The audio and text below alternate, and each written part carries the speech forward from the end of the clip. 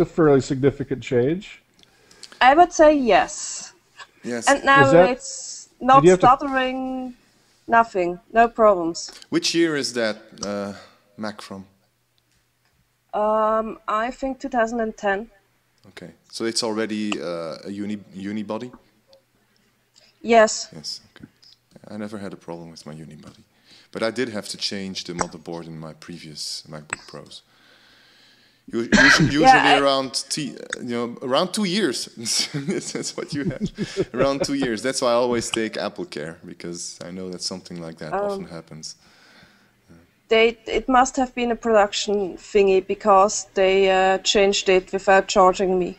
You don't have Apple Care? You don't have Apple Care? No. Oh, okay. Well, they're very good about that. So, if they recognize it as being a fault of theirs, they'll not charge you. Indeed. Yeah.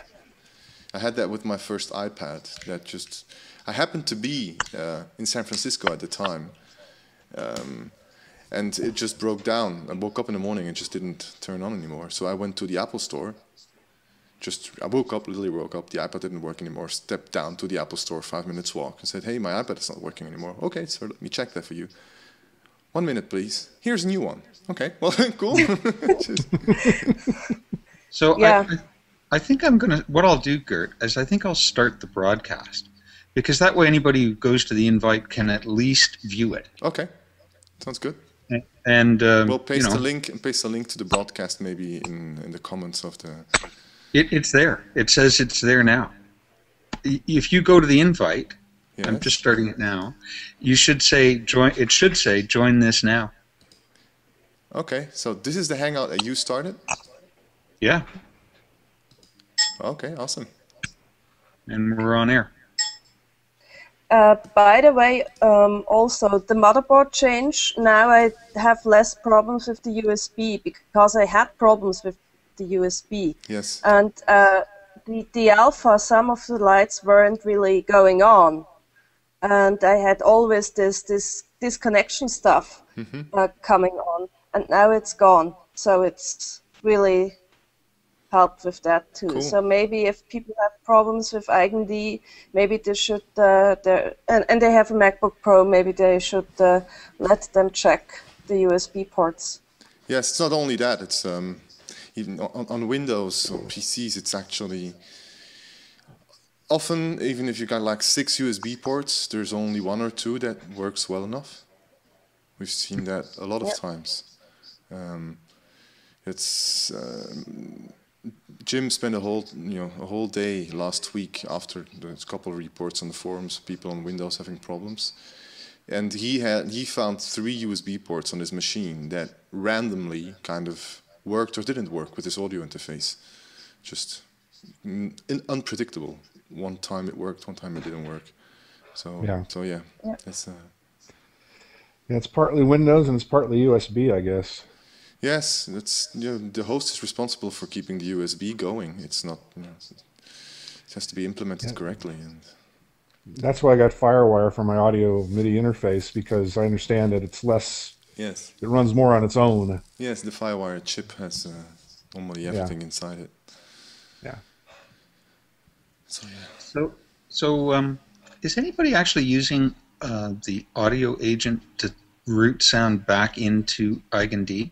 I use it all the time. Oh, for some reason this morning it isn't working for me. I've probably done something to it, and it's weird, because if I have the inputs on the audio unit, which are the outputs to it, right? And audio agent, you mean? The audio agent, yeah. If I have those two closed, the input and the output, if I click on the input one, I get a list of all the channels, like everything. But if I do it on the output, I get nothing. It just says the name is output 1, even though there are channels in it. You have to create those channels in the audio. They're there. They're there. If I open it, they're there. Mm-hmm. And I know they're active because I can put them on a bus mix on my interface. Mm-hmm. But I can't seem to route them back through the channel mixer and get them to come out the 2 channels that I'm using for Eigenharp, which I realize I've never actually done before. I just used a bus mix on the interface.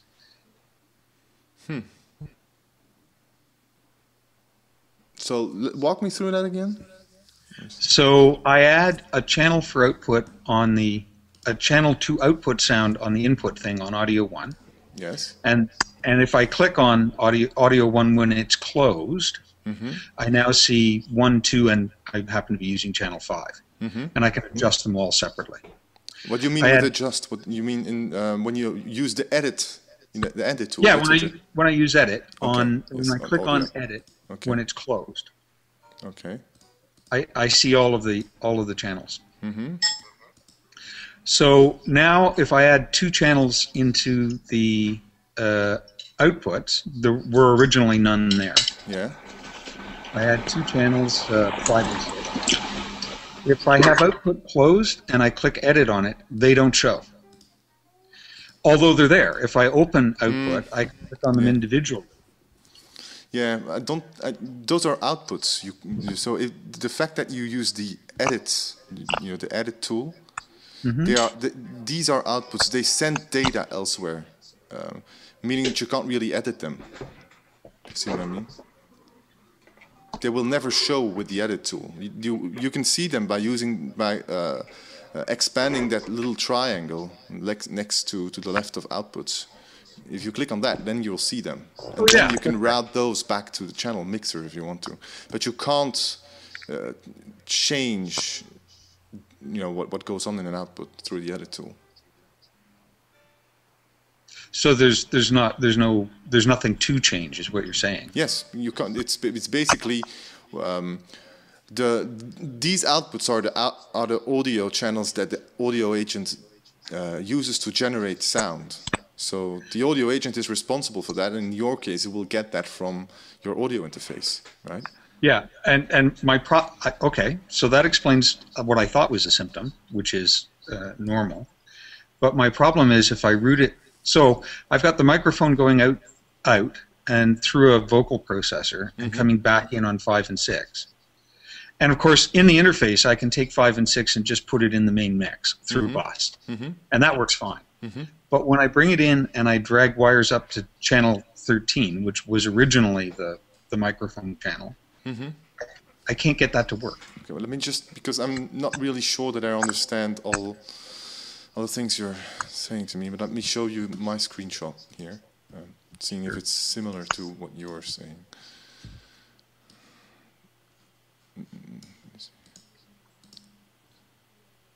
Can you see that?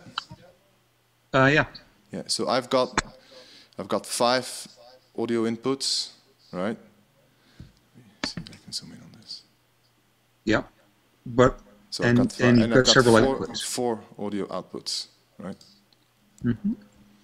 So I have audio output 1 and 2 are actually going straight back into, for example, my headphones, right? So that works. Then I've got output 3 that it goes all the way back to, let's see if I can.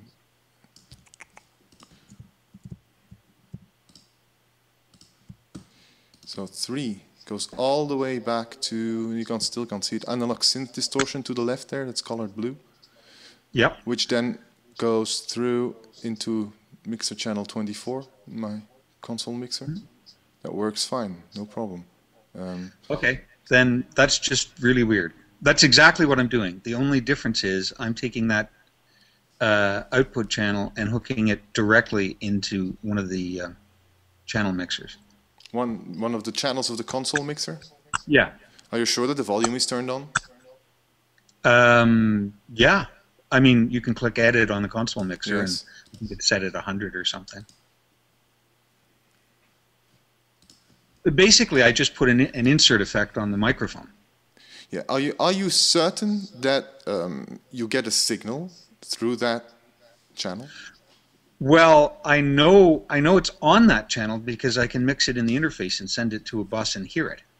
Yes, but are you certain that that is the bus number that your interface uses to expose it to, in this case, Eigenharp or another audio host? Well, I'll verify that, but the answer is yes, sort of. If you know what I mean. I'm sort of suspecting that it might not be the channel you think it is on. No, the meters on those channels run. Like I got a front display, right? Yes, but does that mean are those the FireWire channels in this case that the computer, the inputs No, of this the is computers? it's an analog in. Okay, but is that? But the only thing I'm saying is it's not because you see the meters on your front panel that No, is the number that is seen as the input, or in this case the output for the audio agent. Let me play with that, and I'll verify it. But according to the Motu manual, it would be for the analog channels. Okay. One thing you can try is to take a free VU meter thingy, something like XISM. I don't know if you know about that. Let me just get it. Which is something that I often use to just check if I've got an audio signal. So that's a free meter that you can, an audio unit that you just can plug in after that audio output of your audio agent and see if you actually have audio coming out of there. Actually, I can validate that because what I had been doing in past is just sending it straight to my DAW, and that works fine. Okay. Anyways, let me play with it. It's nice to get this far because now I know it's something I've probably done, and I'll play with it. Well, I don't know. Maybe there's a bug somewhere. It's totally possible. So yeah, please try it, and we'll see. Try to figure it out together with you. Yeah. Whenever you get a step further. If I get anything definitive, I'll actually do a bug report. But I didn't quite know how to type this great long story into that little window. Yes, I can see that. Yeah, the thing is, I only have metric halo audio interfaces to test this with, so. Yeah. I think I actually tried it with my Apogee one, also my Duet, and that worked. But that was quite in the beginning when I added that feature. I'll try it again, seeing if it still works.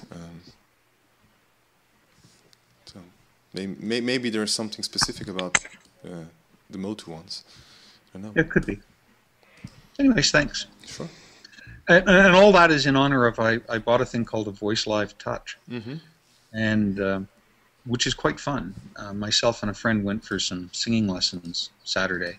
Spent the entire evening making interesting noise.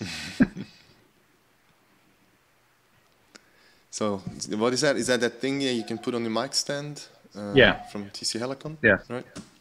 I've seen that. It looks interesting. It actually sounds quite good.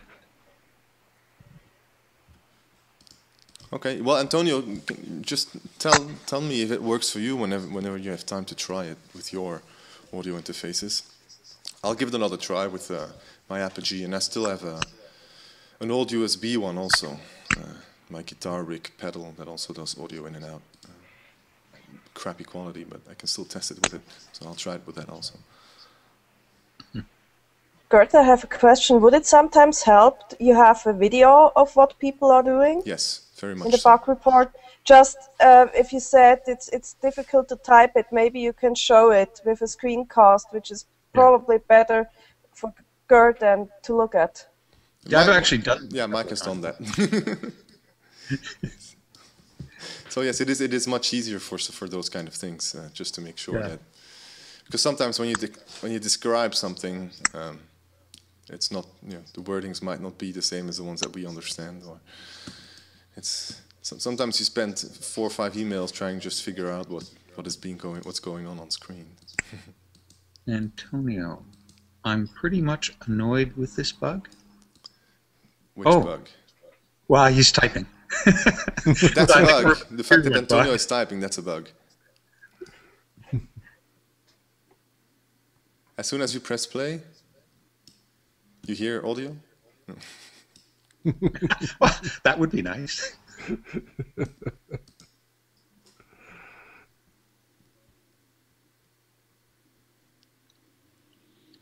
Type faster.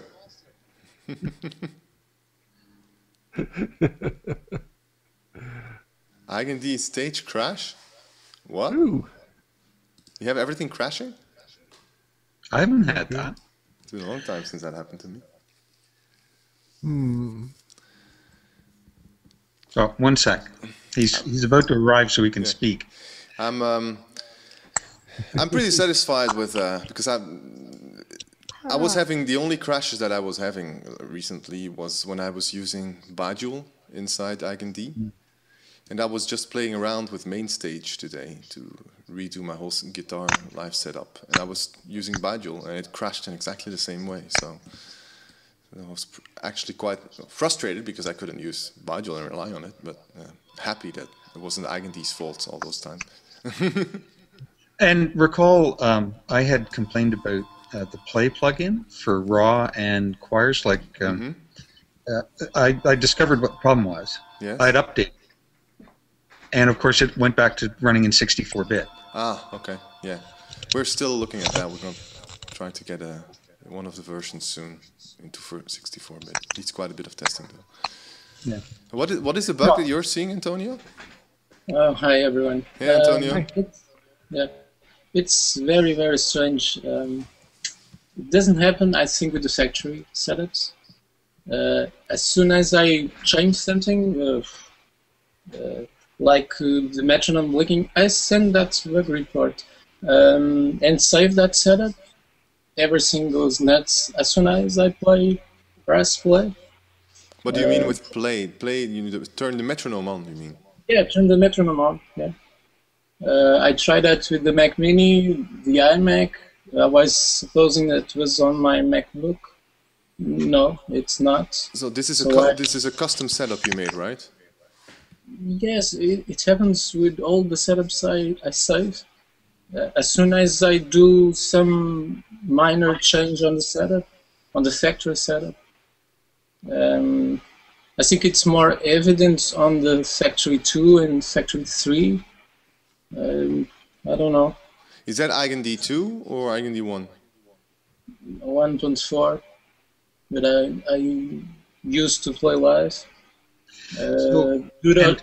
Antonio, does the setup actually save? Yes. Well, why don't you mail it in? Yes, mail the setup to me, and I'll try to see if it happens for me. I haven't seen a bug report about that. You sent in a bug report? Last week.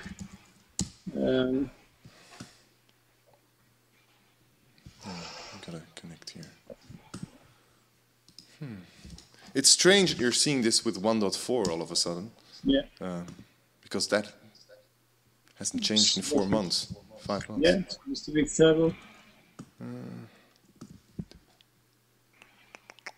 It's also weird that it would happen across several machines. I mean, it's easy to believe that one machine somehow got corrupted somewhere or something like that, but... Is that crash with loop symbols? Is that what you mean, Antonio? That's the last bug report I see from you. It's from 2 months ago. No, I sent one last week. Can't see it. Yeah. Well, I'll do this all over again and I send it. Just send me the setup and I'll look at your setup. Okay. Can you so this is on different machines, it happens exactly the same thing. If you go through the same process, or if you take that saved setup and you use it on another machine? Yeah, if I use that same setup. Okay. Can you try the same process on another machine, and also can you first step repair the permissions on the machine that you're creating that setup on? I will always do like that. 15 days or once a month. Okay. I think I do that a lot often. Yeah. It sounds like your setup is getting corrupted somehow. But try to send it to me, and I'll take a look at it tomorrow. Yeah. That's strange. But you can play the other instruments. If you don't turn the metronome on, everything works. Yeah, it's everything fine. As soon as I don't play, as soon as I don't start the metronome. Yeah. Sometimes it hangs on if I don't start stage. As soon as I start stage, it will crash sooner. I don't know. Okay, well, we'll take a look at it. Can you try this also the same thing with EigenD2? Yeah, I'll do that. But Because, I think it's because honestly, doesn't one thing you have to know now is that actually EigenD2 is now in a lot is more. stable, more stable. The Yeah. setups on itself are less tested, but the Yeah. internals of EigenD2 are much more stable. Changed. There's a lot of changes Yes, there. a lot of changes in the guts and in the back ends of it. So yes, might be that it just goes away if you move to EigenD2. Yeah, I can't do certain things in 2.0, but I want to go with stage, go perform with 2.0. I still have to manage one or two things, but I'm considering this. I have a show next Friday. I think I'll go with 2.0 with on stage. Yes. If I can correct this sort of bug. Well, I'll try to figure it out with the setup you send me, and then we'll take it from there tomorrow. Okay. Yeah. Okay. Thank you.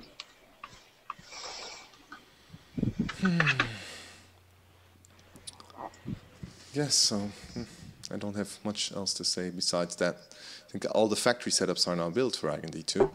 I'm gonna probably do. I was expecting a release to happen Friday because I was off Friday, but I suppose there was something I still need to get in. But we should be very close to stable now with all the functionalities in there. Good. We can start a pool on what gets bundled with the production release.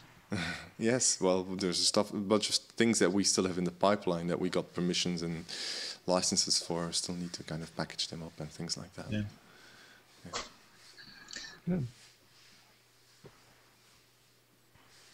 Yes. Anyways, not that it's on topic, but we've had a lot of fun on the weekend with this Voice Live Touch thing. It does nice looping, 4 harmony voices out of it. What I like is the interface. It's really, really, really simple. Mm-hmm. You know, you basically have buttons for thirds and fifths and octaves above and below and a bass note. Yes. And it's on or off, and you can adjust each one by gender. Does it do dogs? No, it doesn't do dogs. It does Darth Vader really well. Yeah. But it's actually fairly convincing if all you really want is backup. Mm-hmm. And it does. I was shocked. We're playing with it with a microphone because I didn't want my friend to have to stand around with the Eigenharp on, and I didn't have time to really set it up. And it does an amazing job of listening to an aux in, Mm-hmm. determining what the key and scale is, and Right. appropriately harmonizing. So you can put a backing track through it, and the backing track will cause quite good harmony voices. That's interesting. Amazing. So it'll listen to MIDI, it'll listen to a backing track, or you can just simply set a scale and a tonic. Yes. How much does that cost? It's about $500, a little less. Okay. If you, I struggled a long time. I struggled for about a year to determine which of their products to buy because they all overlap by about 90%. But there's at least one feature in each one of them that the other product doesn't have. Right. And what was the name of this again? Well, that's the Voice Live Touch. My other one, which is actually slightly less money, is a thing called a Voice Works Plus. And it's a rack mount unit. It had the advantage of actually having a line in as opposed to only a mic in. It also has the advantage of doing voice modeling. So you can go in and it's more for DAW use, but you could certainly use it live. But you can go in and adjust a voice very, very subtly, changing the format slightly, changing the breathiness, changing the gender. You can also do crazy things. So the Voice Live Touch isn't really for that kind of correction. And who makes this? TC Helicon. TC Helicon. This is the Voice Live Touch. That link. Oh, thank you.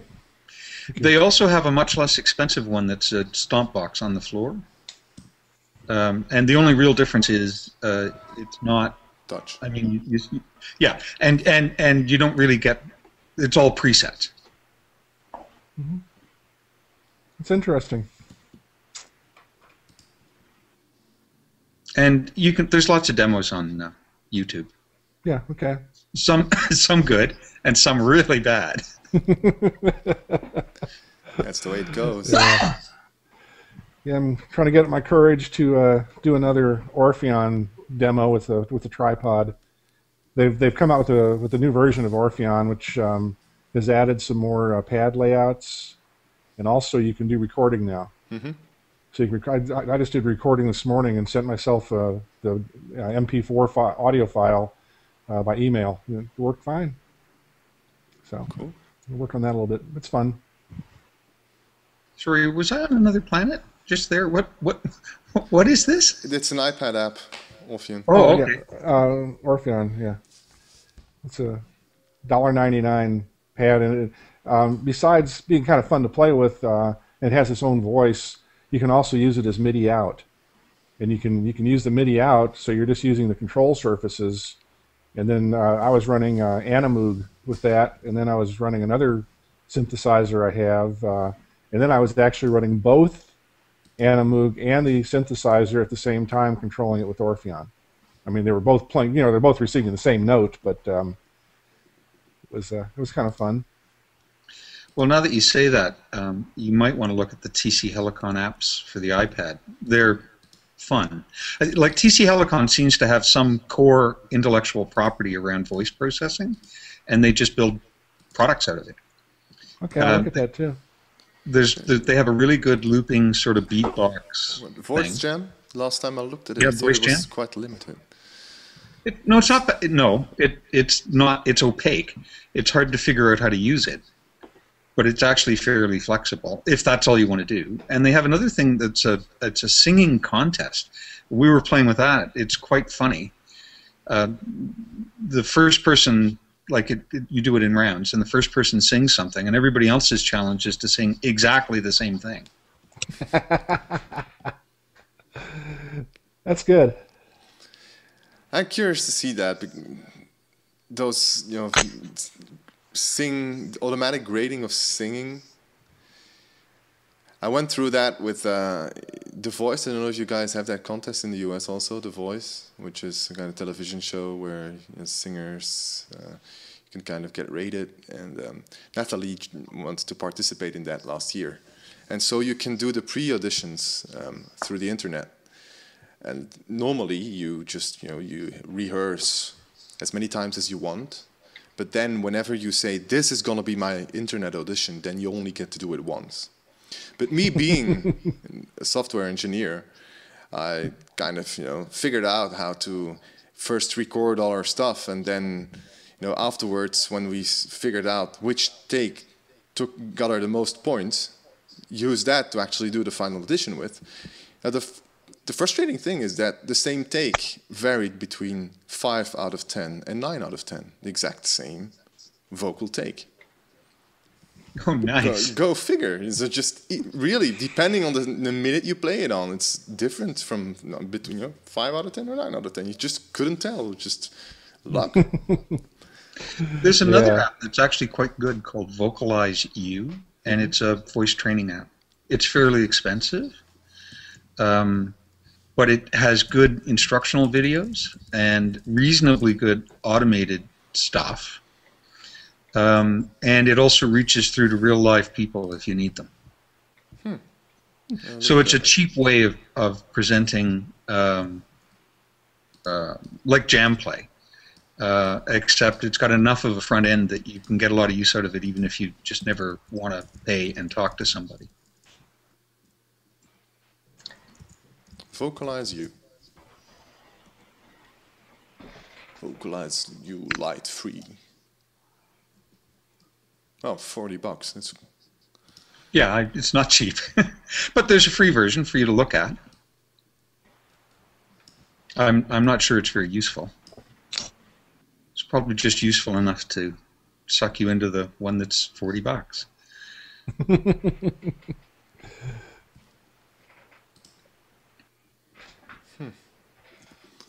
I'll have to look at that. I need to pick up my singing exercise, and I keep using the same tape over and over again. I have this tape that a singing coach made for me when how old was I? 20 years, 22 years old. And I've been using that since forever, just to prepare my voice. But it's always the same thing. So yeah, might be interesting. And Dragisa, my course got canceled. Oh. My improvisation course. So I look forward to hearing about yours. Bad. No, I think mine is going on, even if there's only 3 people in it. Actually, better still, right? More yeah, fun. I mean, I don't know how this will go. This will be fun. But I hope, I hope it goes okay. So At least Arosa is a nice holiday destination, so...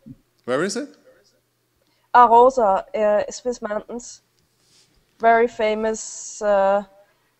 It's near Davos, which is where the World Economic Forum is, and Arosa is the next village over. Well, you've got the Eigenharp. You don't even need the other 2 participants. You can just improvise the whole whole band. Yeah, I saw your video today about the looper on the Tau.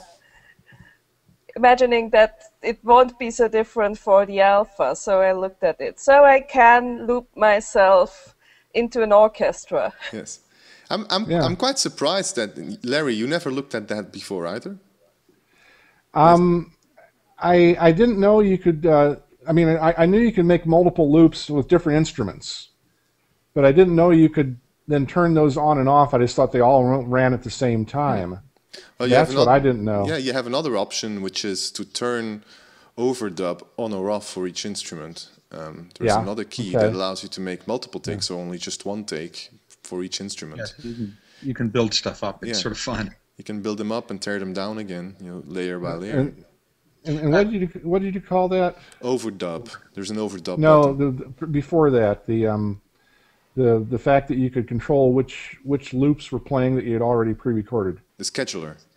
Scheduler. Yes. Okay. And then the thing that's like a sequencer is called a ranger. Yes. Okay, that's where I was getting confused. Okay. Yes. Again, I looked at it, and it's been a while, and I didn't obviously learn all the bits and pieces of it. So that was very informative. Cool.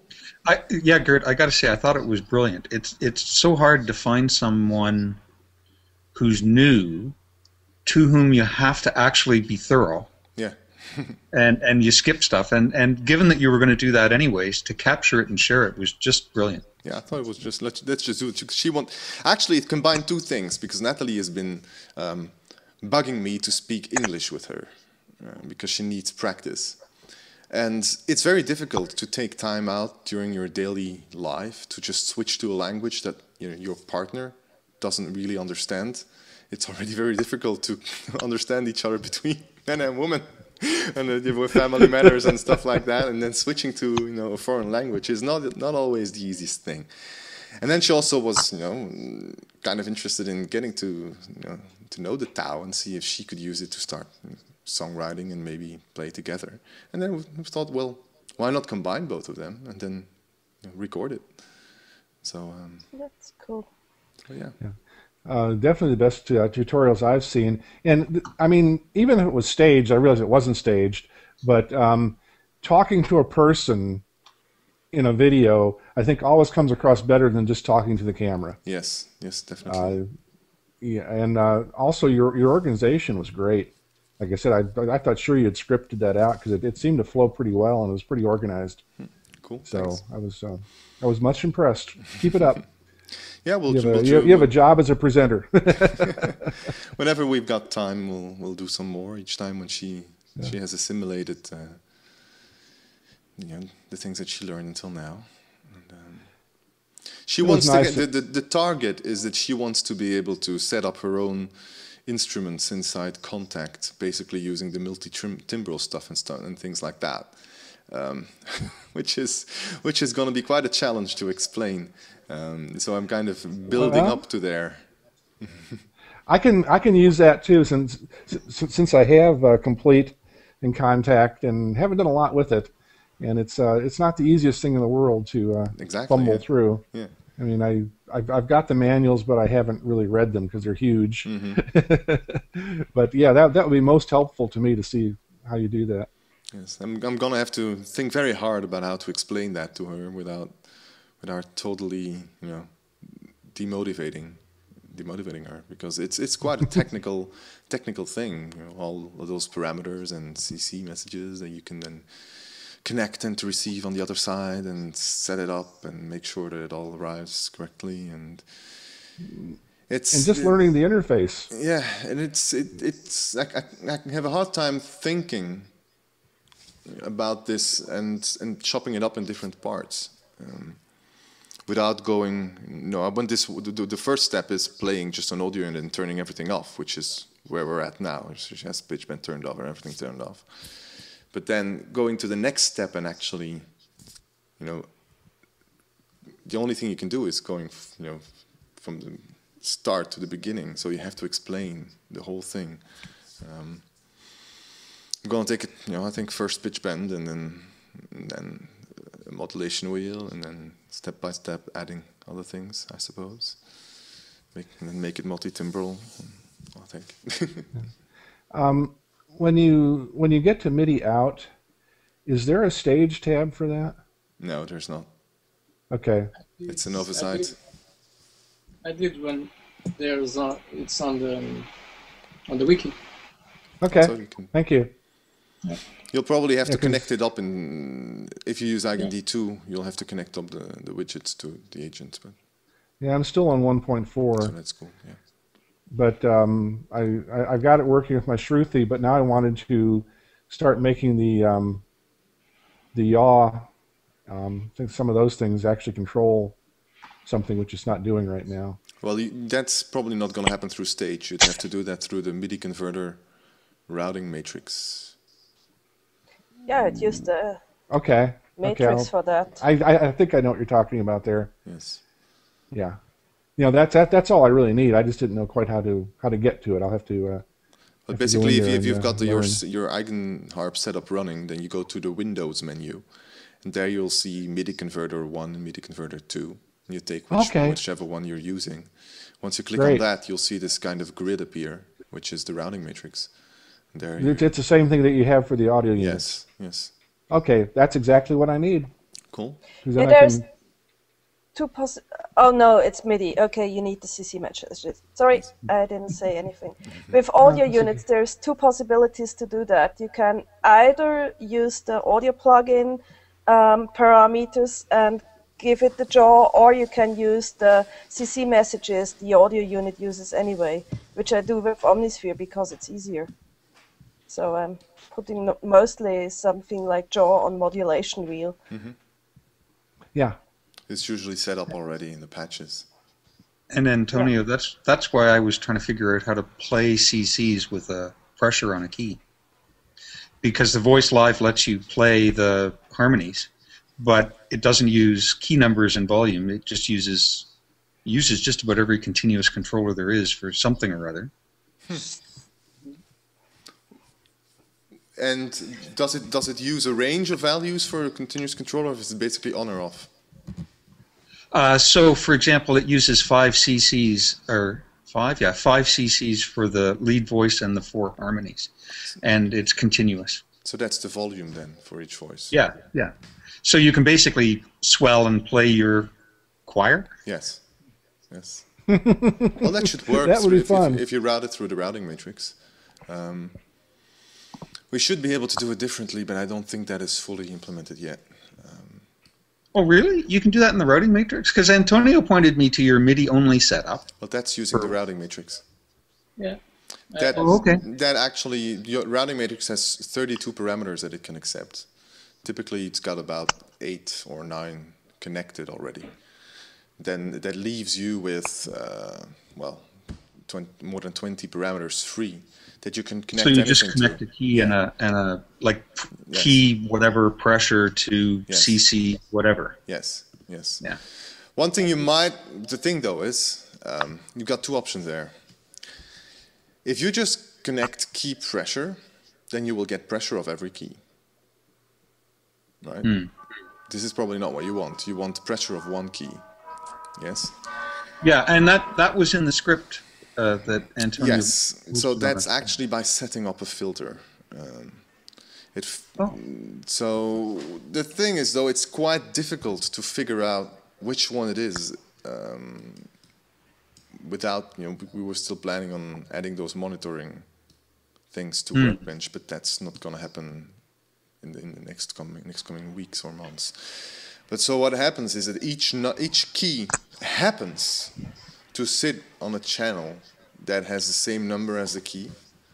This is something that still is there, but there's no real assurance that it will continue to be the case. But it's still the case, meaning that if you press on key 1 and go straight out of the alpha keyboard and filter on channel 1, you will only get key 1 and none of the other keys. So that's how you can make a connection for just one key.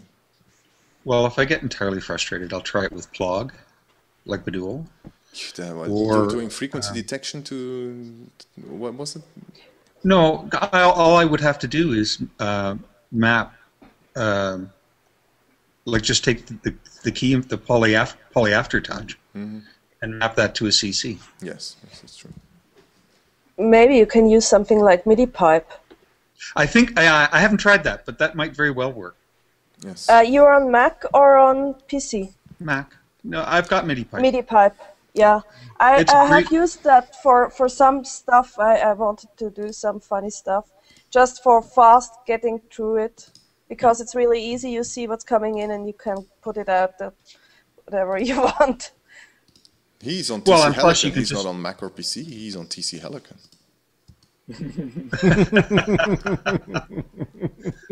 Yeah, I think it would be difficult to convince them that they should really use note numbers and values, but we'll see.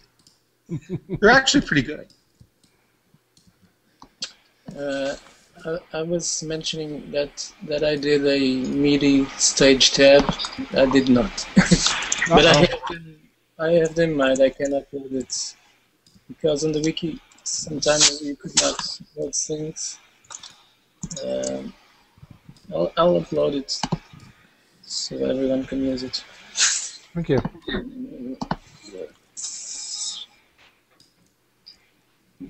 Over there, it's two, I think, for the drummer and the samplers. So you could browse through the samples. But I'll load up a MIDI one. I'm actually trying something out here. I'm wondering if using a controller agent, I can't create a key-specific MIDI CC message. I'm just trying that. I think I tried that, but did not have time enough to see what happened there. Yeah, is there any mention of the controller agent in the wiki anywhere? No. Okay. Okay. It isn't just that I couldn't find it. No, it's AgenD2 only, and we still have to finish off the documentation for AgenD2. No, that's okay. It was. Let me just try that. I was just trying to be good, and by first inclination, actually go and see if I could find it, rather than just play with it. Let me see what happens here.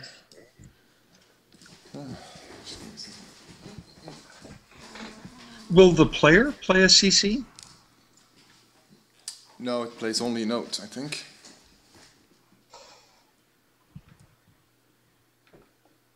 Because that would be interesting too, to actually put some of the CCs in an arranger.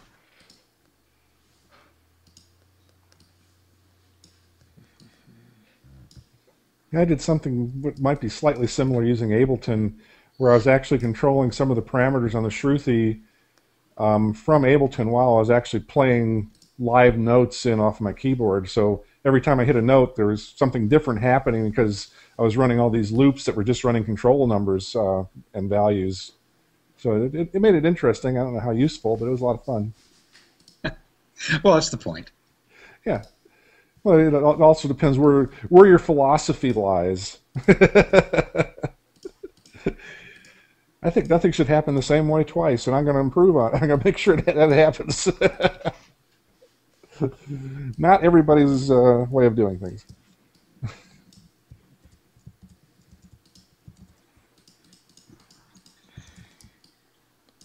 It's never a good idea to just improvise, changing a setup. Yeah, but it's very interesting for us to see that how you do it live. Yeah, so I have to be careful to not move over a part of the screen that is now, that's recording. I've got a screen recorder going on, so we've got to be careful not to move over that. Right. So I got to kind of juggle windows also, and I can't find anything anymore. Where is that? Oh, there it is. Actually, Dragus, I think you're right. I'm just looking at MIDI pipe, and the message converter will convert to control changes. Yeah. So I could certainly change polyphonic aftertouch to a control change. Well, that's interesting. I'm not sure I can actually do what I want. Oh, yeah, I can, because I can set channels. So I just have to put them on different channels. Yeah. Does the... Doesn't seem to work. Does the MIDI... Worth trying. do the MIDI channels support poly? I guess they do. Yeah, they do. That might actually be the easiest way to do it, is use MIDI pipe.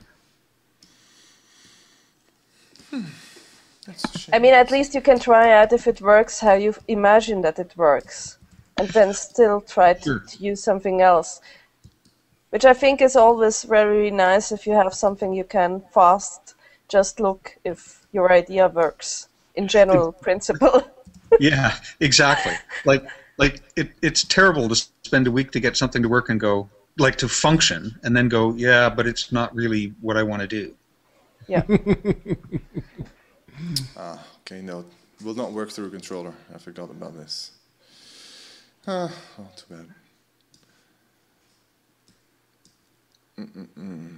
Actually, I think it should be possible, but I have to change the way the parameters work a little bit. Experiment with that.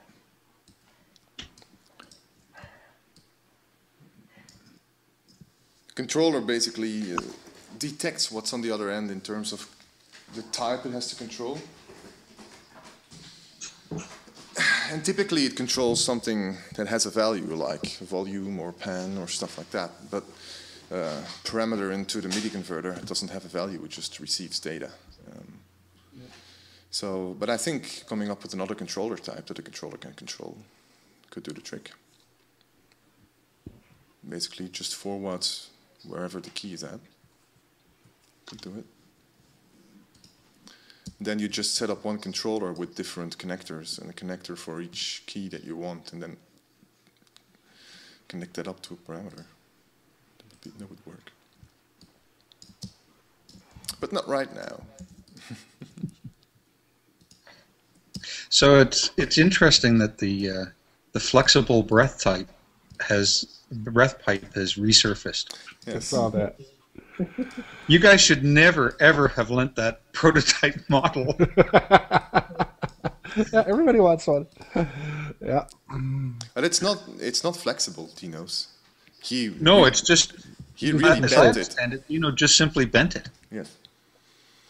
But the thing is that the detection happens totally at the top, I think, instead of actually the wind doesn't flow through it. Meaning that you've got spit kind of dribbling on your shirt all the time. Yeah. So. But now, if I understand it rightly, the actual breath pipe is a tube within a tube, right? Yes. And the problem with making a bendy one is that it's hard to maintain the sort of annular ring around the center one. I suppose I've never talked more than 5 minutes with John about that because I know it will turn into 4 hours. So.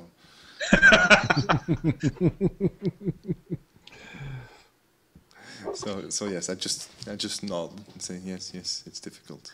But I mean, the prices he mentioned don't sound like they'd be that bad if there are sort of, just one other practical configuration, so that, for example, instead of playing it from the side, you could play it from, well, the way Dino does, from behind. Mm-hmm. Or yes. Similar, I guess, really similar to the Pico. But I don't know.